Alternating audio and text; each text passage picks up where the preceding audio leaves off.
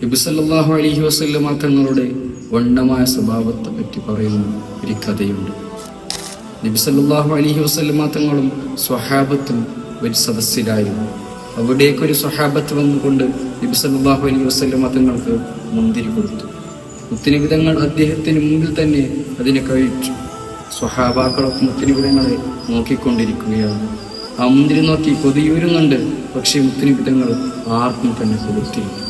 അദ്ദേഹം തിരിച്ചു പോയപ്പോൾ നബി സല്ലല്ലാഹു അലൈഹി വസല്ലമ തങ്ങളോട് സ്വഹാബാക്കൾ ചോദിച്ചു, ഞങ്ങൾ ഇങ്ങനെ റസൂലിൻ്റെ അടുത്തിരിക്കുമ്പോൾ ഞങ്ങൾക്ക് എന്താണ് തരാത്തത് നബിയെ എന്ന് പറഞ്ഞപ്പോൾ റസൂൽ സല്ലല്ലാഹു അലൈഹി വസല്ലമ തങ്ങൾ പറഞ്ഞു, ഇതിന് വല്ലാത്ത പൊളിയായിരുന്നു. ഞാൻ നിങ്ങൾക്ക് തന്നാൽ അദ്ദേഹത്തിൻ്റെ മുമ്പിൽ തന്നെ നിങ്ങൾ അത് പൊളിയാണെന്ന് എടുത്ത് പറയും. അതിന് അദ്ദേഹത്തിന് വിഷമമുണ്ടാകും.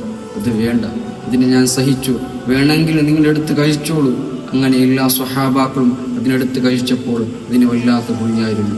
അങ്ങനെയുള്ള സ്വഭാവത്തിൻ്റെ ഉടമയാണ് മുഹമ്മദ് മുസ്തഫ സല്ലല്ലാഹു അലൈഹി വസല്ലമ തങ്ങൾ.